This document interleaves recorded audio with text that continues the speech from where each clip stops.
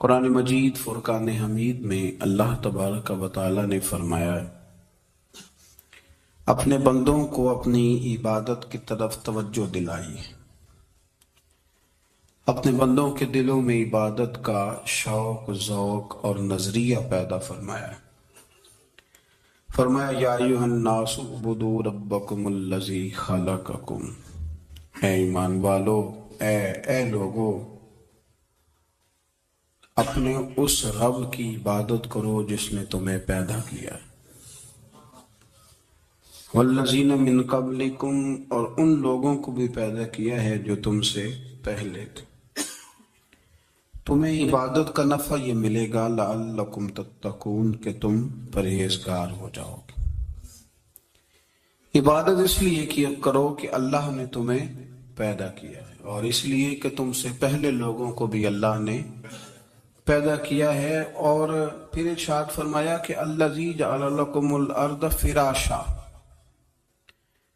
وہی رب ہے جس نے تمہارے لیے زمین کو فرش بنایا ہے، والسماء بناء، اور آسمان کو چھت بنایا ہے، وانزل من السماء ماء فاخرج به من الثمرات رزقا لکم،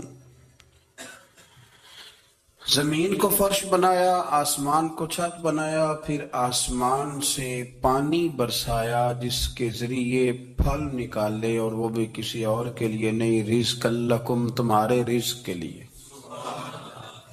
وہ بھی تمہارے رزق کے لیے۔ یہ ساری نعمتیں تمہیں دی ہیں، اب فلا تجعلوا للہ اندادا، اب تم اللہ کے ساتھ کسی کو شریک نہ بناؤ، وانتم تعلمون، اور تم جانتے بھی ہو، تمہیں خبر بھی، تمہیں پتہ ہے کہ عبادت اللہ کی کرنی چاہیے، تمہیں پتہ ہے کہ نماز پڑھنی چاہیے، تم جانتے ہو کہ نوافل ادا کرنی چاہیے، تمہیں پتہ ہے کہ سجدے آنکھیں بند کر کے جھوٹ کی زندگی جی کے، اپنے ساتھ بددیانتی کر کے، دھوکہ دے کے، اپنے آپ کو دائیں بائیں، اپنے آپ کو کہیں مصروف رکھ کے کچھ وقت ضائع تو کر لیتے ہو، پر تمہیں پتہ تو ہے نا کہ عبادت اللہ کی کرنی، تمہیں اس کی خبر ہے۔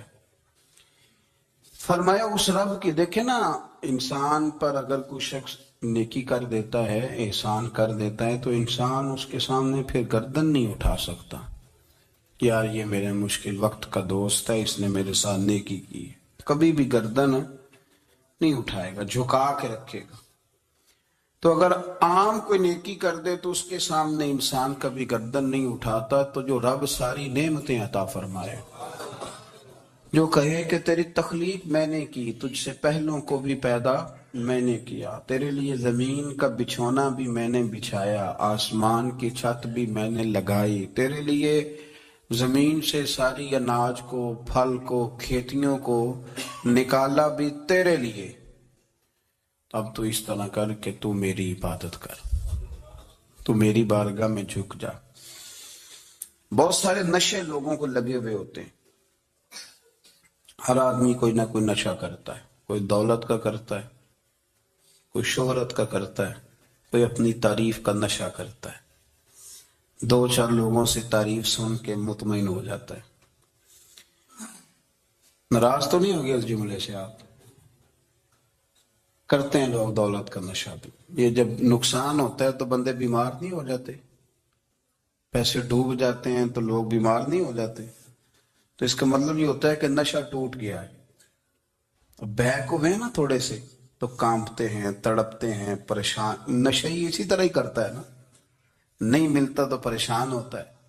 یہ سارے نشے ہیں، مختلف قسم کا نشہ۔ ہم مانتے نہیں اس بات کو، تسلیم نہیں کرتے، کیونکہ تسلیم کرنا بڑا مشکل کام ہے، اس کے لیے تو بڑی ساری چیزیں جو ہیں وہ دبوچ کے اور بڑی سارے رستے پھلانگ کے آنا پڑتا ہے، تو بڑا مشکل ہے ماننا، ورنہ کرتے ہیں ہم، ہمارا مزاج ہے۔ یہ گھومنے پھرنے کا، دنیا دیکھنے کا بھی ایک نشہ ہے، یہ بہت ساری باتیں کرنے کا بھی ایک نشہ ہے، گپ شپ کا بھی ایک نشہ ہے، دو چار لوگوں کی جب تک پگڑیاں نہ کھول لیں، بعض لوگوں کو نیند نہیں آتی. یہ غیبت کا، چغلی کا، بددیانتی کا یہ بھی ایک نشہ ہے. اس پر ملا رومی رحمت اللہ نے بڑا کلام لکھا ہے. وہ کہتے ہیں مانگ کے کھانے کا بھی نشہ ہے، مانگ کے کھانے کا بھی نشہ ہے. وہ کہتے ہیں کہ ایک بھیک مانگنے والی خاتون تھی، تو بادشاہ کے پاس بھیک مانگنے آئی، تو بادشاہ کو پسند آ کہ اس نے شادی کر لی. اب اس کو عادت تھی بھیک مانگ کے کھانے کی، تو وہ کنیزوں سے کہا کرتی تھی کہ فٹافٹ نہ روٹی لے کے آیا کرو، میں 2-3 دفعہ مانگوں تو پھر لایا کرو. چونکہ ایک نشہ ہے نا، تو میں مانگوں 2-4 دفعہ تو پھر. تو انسان بہت سارے نشے کرتا ہے، یہ مانتا نہیں. یہ موبائل، یہ فیس بک، یہ سارے نشے ہی ہیں. اپنی فوٹو لگا لینا، سارا دن اسی کو دیکھتے رہنا. اور بڑے بڑے سیانے بندے جو وزادار ہیں، بڑے وزادار لوگ ہیں، لیکن وہ بھی سنجیدگی کے قائل نہیں. کثرت عبادت، نوافل. ہمارے ہاں عمرے کی قرآن اندازی محفلوں پہ ہونے لگ گئی ہے، حالانکہ حدیث سے ثابت نہیں. میں دوستوں سے کہتا ہوں جائز ہے، کرنی چاہیے. عمرے کی قرآن اندازی جائز ہے، پر کسی حدیث میں نہیں آئی کہ قرآن اندازی کرو، عمرہ کرو. حدیث میں قرآن اندازی یہ آئی ہے کہ نبی پاک علیہ السلام نے فرمایا تمہیں پتہ چل جائے نا پہلی صف کا ثواب کتنا ہے، تم قرآن اندازی کرو. عمرے کی قرآن اندازی کا تو پوسٹر چھپتا ہے، تو یہ والی قرآن اندازی کب ہونی ہے؟ ہونی چاہیے کہ نہیں؟ حضور نے فرمایا تمہیں پتہ چلے کہ اس کا ثواب کتنا، تو تم قرآن اندازی کرو، تم قرآن ڈالو. جب آپ نماز پڑھ رہے ہوتے ہیں، جب آپ کا مصلی آباد ہوتا ہے. صلاح الدین ایوبی، ایک بزرگ سے ملاقات ہو گئی، بیت المقدس پر قبضہ تھا عیسائیوں کا. تو صلاح الدین بڑے پریشان تھے. بابا جی کہنے لگے پتر کیا ہوا؟ کہنے لگے حضور پتہ چلا ہے دشمن کے 2 بحری بیڑے اسلحہ لے کے آ رہے. مسلمان پہلے ہی کمزور ہیں، اور اب اگر 2 بحری بیڑے اور آ گئے تو حضور مسئلہ بن جائے گا.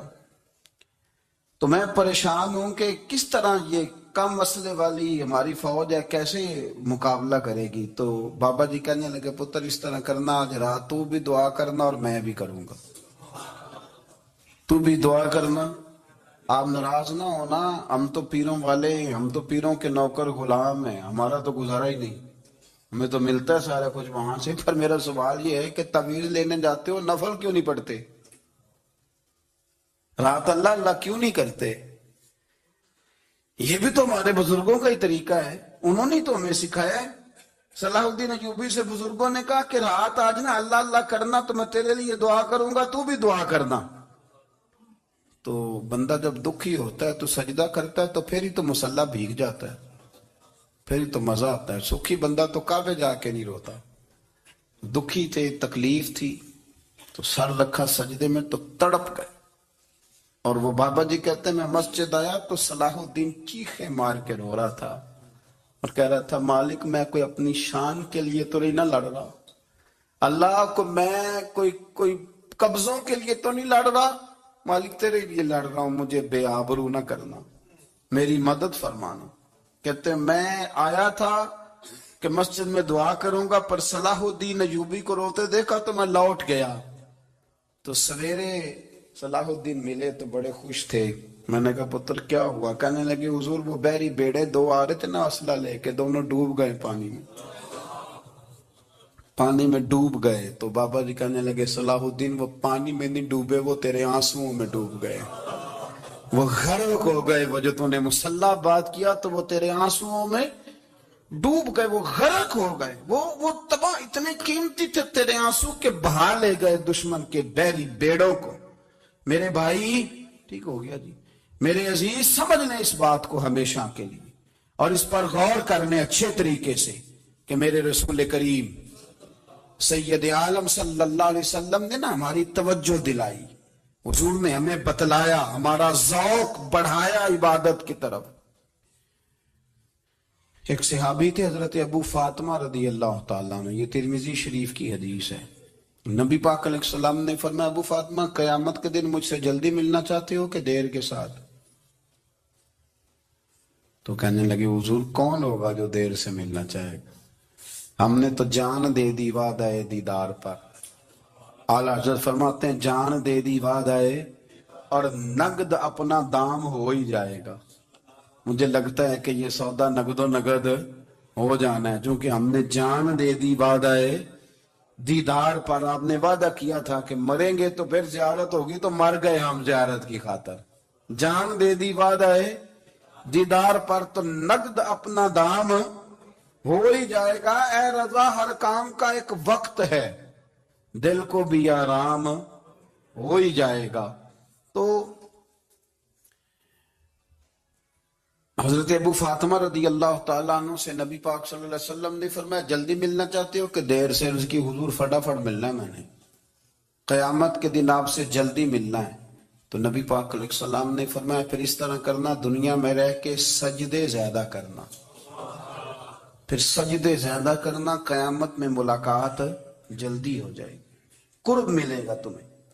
اپنے بچوں کے اندر دیکھیں نا، ہم شوق پیدا کرتے ہیں، ہمیں صحیح لفظ نہیں بولنے آتے پر ہم بچوں میں شوق پیدا کرتے ہیں کہ پتر ڈاکٹر بن جائے گا تو بڑا نفع کرے گا، تو لوگوں کی خدمت کرے گا، ملک و ملت کی خدمت کرے گا، تیرے ابا کا نام روشن ہوگا، تیرے دادا کی تعریفیں ہوں گی۔ ہم یہ ذوق پیدا کرتے ہیں، ہم اپنے نوجوانوں کے اندر یہ فکر پیدا کرتے ہیں، انہیں ہم سمجھاتے ہیں کہ میاں جب تم پڑھو گے محنت کرو گے تو فلاں آدمی کی طرح تمہارا نام ہوگا۔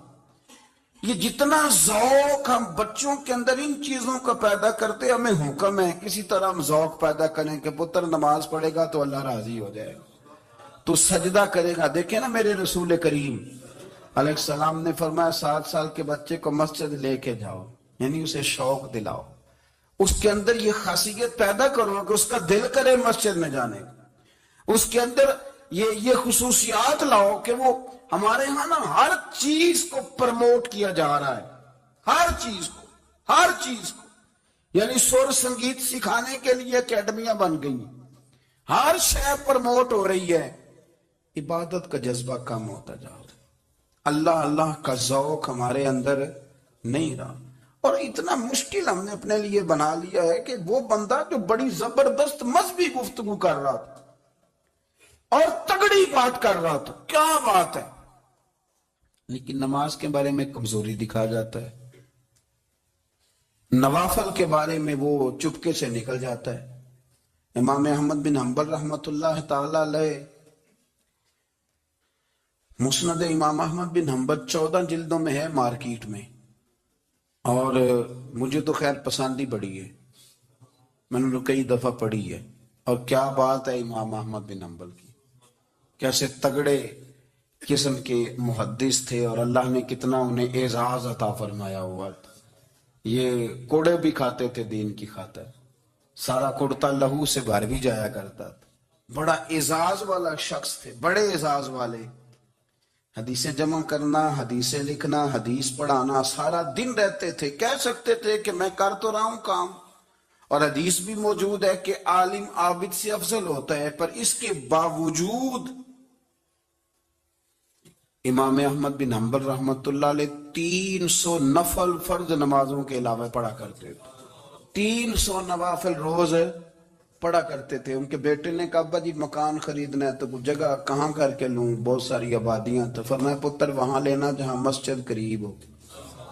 میرے رسول کریم سید عالم صلی اللہ علیہ وسلم اتنا پسند کرتے مسجد کو، اتنا پسند کرتے نماز کو، کہ رسول کریم صلی اللہ علیہ وسلم تہجد کی نماز بھی پڑھتے، پھر حضور فجر کی نماز بھی پڑھتے، نبی پاک وتر کو الگ کر کے پڑھتے، عشاء کے ساتھ نہیں پڑھتے۔ یہ تو ہم اس لیے اجازت دی ہمارے بزرگوں نے کہ بعد میں اٹھے گا کون علیحدہ وتر پڑھنے کے لیے، عشاء کے ساتھ پڑھ لے۔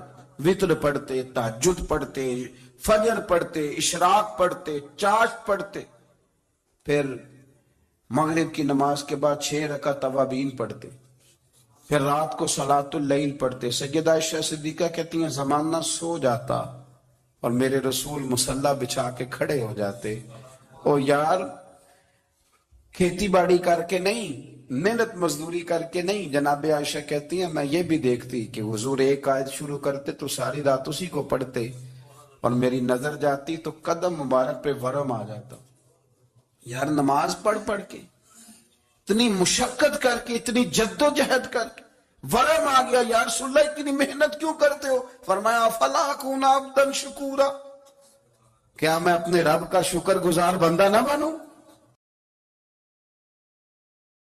اور فرمایا اس طرح نہ ہو کہ تم کسی کے آپ کھول نہ نکلو تو تمہارے پہلے کھول جائیں۔ یہ جو ذوق ہے نا، یہ ختم کریں، چھوڑیں، مطلب آپ کس چکر میں پڑے ہوئے ہیں؟ اتنی زیادہ توجہ کرنے کی کیا ضرورت ہے؟ کام سے کام رکھیں، اس میں بندہ تھوڑا سا نا آسان رہتا ہے۔ یہ جو بہت زیادہ ٹٹولنے والے لوگ ہوتے ہیں نا، وہ بےچارے پھر عمر ٹٹولتے ہی گزار دیتے ہیں، اس لیے کہ مزاج ہی بہت پکا ہے، بوری کا منہ کھول کے اندر تک ہاتھ ڈالنا، تو پھر کئی دفعہ سامنے سے بچھو بھی لڑ جاتا ہے، خرابی ہوتی۔ تو جاسوسی کی جاتی تھی، اس نے بھی جاسوس بھیجے، کیونکہ قبیلوں کے لوگ تھے، کچھ مسلم کچھ کافر، پہچانے نہیں جاتے تھے لوگ، تو کچھ لوگ اس نے بھیجے، انہوں نے آ کے نا تحقیق کی، ریسرچ کری کہ آخر ماجرا کیا ہے۔ تو واپس جا کے انہوں نے رپورٹ دی نا روم کے بادشاہ کو، اس رپورٹ کا ایک جملہ بڑا شاندار ہے، وہ کہنے لگا بادشاہ ہمیں مسلمانوں کی کوئی سمجھ نہیں آئی، ہمیں کوئی سمجھ نہیں آئی۔ انہوں نے کہا بھی کیوں نہیں سمجھ آئی؟ کہنے لگے یار عجیب بندے ہیں، جب رات مصلے پہ بیٹھتے ہیں تو یوں لگتا ہے ان کا دنیا سے رشتہ ہی کوئی نہیں، کوئی کسی کو نہیں جانتا، کوئی اپنے دکھ سنا کے رو رہا ہے، کوئی اپنی بات کر کے رو رہا ہے، لگتا ہے کہ ان کا کوئی رشتہ ہے ہی نہیں جب مصلے پہ بیٹھتے ہیں۔ اور فرمایا جب سویرے یہ جہاد کرنے نکلتے ہیں تو لگتا ہے ان سے زیادہ دلیر ہی کوئی نہیں۔ حالانکہ جو مسلوں پہ رونے دھونے کے لوگ ہوتے ہیں وہ کئی دفعہ جہاد میں کام نہیں کرتے، لیکن عجیب لوگ ہیں کہ رات کے راہب ہیں، دن کے مجاہد ہیں، کوئی سمجھ نہیں آتی۔ میرے عزیز، ان لوگوں نے مصلح آباد کر کے رکھا، تلاوتیں ان کا ذوق رہی، منظر روز پڑھنا، اسباق پڑھنا، وظائف پڑھنا، یہ ان کا ذوق رہا۔ اعلیٰ حضرت بریلوی رحمت اللہ نے 1000 کتاب لکھی ہے، لیکن الوظیفۃ الکریمہ کے نام سے جو وہ صبح و شام وظائف پڑھتے تھے، وہ الگ انہوں نے ان کو بیان کیا، پابندی کے ساتھ اپنی اللہ اللہ کرتے۔ شیخ شہاب الدین سہروردی رحمت اللہ علیہ، اس پر ایک بندے نے اعتراض کیا، اس نے کہا جی آپ کس قسم کے صوفی ہیں، مرید بیٹھے ہیں اور آپ وہاں نفل پڑھ رہے ہیں؟ یہ بھی بڑا مسئلہ ہوتا ہے نا، جو بندہ ملنے آتا ہے وہ اپنے ٹائم کے حساب سے آتا ہے، اور پھر اس کا یہ بھی خیال ہوتا ہے کہ پیر صاحب جو ہیں وہ چونکہ درویش ہیں تو نہ انہیں روٹی کھانی چاہیے نہ سونا چاہیے، چونکہ وہ درویش ہیں، اور ہم چونکہ درویشوں کے ماننے والے ہیں، لہذا ہمارا یہ طریقہ ہونا چاہیے کہ جیسے ہم کہیں درویش ویسے ہی کر جائے۔ حالانکہ جس کو آپ درویش کہیں گے آپ اس کی مانیں گے، آپ منوائیں گے نہیں، تمہارا مزاج ہوتا ہے۔ شیخ شہاب الدین پر لوگوں نے اعتراض کی، حضور لوگ ملنے آئے ہیں، زیارت کرنے آئے ہیں، بندے دعا کرانے آئے ہیں، اللہ اللہ کرانے آئے، اور آپ نفل پڑھ رہے ہیں، کیا جملہ ہے، کیا حسن ہے، کیا خوبصورتی ہے۔ فرمانے لگے رب رسول سے مانگنے کے لیے مصلی بچھایا ہے، اگر وہاں سے مانگوں گا نہیں تو تمہیں دوں گا کیا؟ پہلے مجھے کچھ لے تو لینے دو، اگر میرے پلے کچھ ہے ہوگی تو آگے دوں گا نا۔ تو میں مانگنے گیا تھا کہ یا اللہ دے، تیرے بندے لینے آئے ہیں، دے تو میں کچھ لوں گا تو آگے دوں گا نا۔ لیکن ہمارا یہ سٹیٹس، یہ مزاج، یہ شعور نہیں ہے۔ گپیں، کہانیاں، داستانیں، گفتگو، خطابت، واز، کیا بات، لیکن اگر کچھ کرنے کا کام ہو تو انہی ہم سے ہوتا۔ میرے نبی کریم علیہ السلام نے مصلی سے دل لگانے کا درس دیا، حضور نے توجہ دلائی، صحابہ اس ذوق کے حامل لوگ تھے، وہ کوشش کرتے تھے۔ جناب صدیق اکبر رضی اللہ تعالیٰ عنہ کا عبادت کا مزاج ہمیشہ قائم رہا۔ حضرت عمر فاروق ساری رات اللہ کے حضور کھڑے رہے۔ حضرت عثمان غنی رضی اللہ تعالیٰ عنہ عشاء کی نماز پڑھ کے 2 رکعتوں کی نیت باندھتے تھے، 15 سپارے پہلی رکعت میں پڑھ دیتے اور 15 سپارے قرآن مجید کے دوسری رکعت میں پڑھ دیتے۔ آپ نے نا حضرت عمر فاروق کے وصال کے بعد ان کی ایک بیوہ سے نکاح کیا، حضرت عثمان غنی نے نکاح کیا۔ وہ خاتون آپ کے نکاح میں آئی تو عرض کرنے لگی، امیر المومنین میرے لیے اعزاز تو بہت ہے کہ میں امیر المومنین کی بیوہ تھی تو امیر المومنین کی منکوحہ ہو گئی ہوں، لیکن حضور نہ تو میں جوان ہوں کہ میرے اندر رغبت ہوتی اور نہ میں اب اس قابل ہوں کہ کوئی خدمت کر سکوں، میرے ساتھ نکاح کی وجہ کیا بنی؟ تو عثمان غنی رو پڑے، فرمانے لگے میں نے عمر فاروق کو مسجد میں اپنے رب سے ڈرتے ہوئے دیکھا، میں نے اسے روتے ہوئے دیکھا ہے، عدل کرتے دیکھا ہے، انصاف کرتے دیکھا ہے، امت کی خیر خواہی کرتے دیکھا۔ تمہارے ساتھ نکاح اس لیے کیا ہے کہ تم مجھے یہ بتاؤ کہ عمر فاروق گھر کے اندر اپنے رب کو کیسے راضی کرتے تھے، گھر کے اندر کیسے راضی کرتے تھے، وہ طریقے بتلاؤ، تم بتاتی جانا اور میں بھی اسی طرح گھر میں عبادت کروں۔ میرے رسول کریم علیہ السلام نے ارشاد فرمایا، حضور فرمانے لگے جس گھر میں اللہ کا ذکر ہوتا ہے وہ گھر زندوں کا ہے، اور جس گھر میں رب کریم کا ذکر نہیں ہوتا وہ گھر زندوں کا نہیں ہے۔ گھر نا ہم نا کتابوں میں پڑھتے ہیں کہ ایک بزرگ کہتے ہیں، حضرت فضیل بن عیاض کہتے ہیں کہ میں ایک گلی سے گزر رہا تھا تو گھر کے اندر کسی قاری صاحب نے قرآن کی آیت پڑھ دی، وَلِمَنْ خَافَ مَقَامَ رَبِّهِ جَنَّتَانِ، میں میرے کانوں سے ٹکرائی تو اللہ نے میری کایا ہی پلٹ دی، میں توبہ کر گیا۔ اب گھر کے اندر سے آواز آئے تو صحیح نہ تلاوت کی، پر اندر سے آواز آتی نہیں، یا ڈیک بجنے کی آواز آتی ہے، یا ٹی وی چلنے کی آواز آتی ہے، یا دھوم مچانے کی آواز آتی ہے۔ عبادت کا وہ جو خاص شوق تھا، وہ جو حسن تھا، وہ جو توانائی تھی، وہ جو بات تھی۔ ایک جگہ پہ ہم بیٹھے تھے تو وہاں ایک صاحب آئے اور انہوں نے آتے ہی کہا کہ مہربانی کریں ذرا مجھے مصلی دے دیں، میرے نہ کچھ نفل رہ گئے۔ تو میں نے وضو کر لیا تو کوئی مصلی مل جائے، مصلی انہیں دے دیا گیا، وہ مصلی لے کے چلے گئے تو پیچھے ایک صاحب نے تبصرہ کیا، کہنے کتنا ریاکار بندہ ہے، لوگوں کو دکھا رہا ہے کہ میں نفل پڑھتا ہوں، ہے کو بات کرنے والی۔ میں نے اسے کہا، میں نے کہا تو مہربانی کرنا اس طرح کی ریاکاری تو بھی کر، پکڑ مصلی اور جا تو بھی تھوڑی ریاکاری کر کے آ، اٹھ ذرا شکر کر، کوئی یہ ریاکار بھی ملا ہے، کوئی نفل پڑھ کے ریاکاری کر رہا ہے۔ اللہ کا میں کہتا ہوں کو پڑھے تو صحیح نہیں، یہ کوئی دور ہے نفل پڑھنے کا، اس میں تو لوگوں کا مزاج ہی نہیں، طبیعت ہی نہیں۔ میں نے کہا چل مہربانی کر، یہ لے مصلی اور تو بھی جا تھوڑی سی یا کرے ریاکاری، کرو تو صحیح نا، مزاج ہی نہیں، ذوق۔ جمعے کی نماز پڑھ کے یوں دنیا بھاگتی ہے، او ہو پتہ نہیں کون سی پیچھے آگ تھی جو بجھائی جائے گی، اور آج تک لوگ مسئلہ پوچھ رہے ہیں کہ جمعے کی بعد والی سنتیں کتنی ہوتی ہیں۔ میں نے کہا کتنے سال ہو گئے جمعہ پڑھتے، کتنے سال ہو گئے، ابھی تک سنتوں کا نہیں پتا، ابھی تک نہیں علم کے پہلے کتنی رکھتے ہیں اور بعد میں کتنی رکھتے ہیں۔ فجر کی سنتیں کب پڑھنی چاہیے، سنو فجر کی سنتوں کے بارے میں۔ میرے رسول کریم سید عالم صلی اللہ تعالی علیہ وسلم سے ایک صحابی نے پوچھا تھا، حضور میری فجر کی سنتیں رہ گئیں یا رہ جاتی ہیں تو حکم کیا ہے؟ کیا انداز ہے حضور کا، بخاری مسلم کے لفظ سنو۔ حضور سید عالم صلی اللہ علیہ وسلم فرمانے لگے، اس نے کیا پوچھا تھا، حضور جواب کیا دیتے، فرمایا فجر کی سنتیں کبھی نہ چھوڑنا، فجر کی پہلی دو سنتیں کبھی نہ چھوڑنا۔ یا رسول اللہ صلی اللہ تعالی علیہ وسلم میری رہ گئی ہیں، رہ جاتی ہیں، فرمایا فجر کی دو سنتیں نہ چھوڑنا، فرمایا فجر کی پہلی دو سنتیں مجھے دنیا اور دنیا کے اندر جو کچھ ہے وہ سب سے زیادہ پیاری ہے۔ فجر کی دو سنتیں دنیا اور دنیا میں جو کچھ ہے مجھے وہ سب سے زیادہ پیاری ہیں، اس لیے فجر کی سنتیں نہ چھوڑنا۔ اپنا ذوق، اپنی طبیعت، ہم نے نا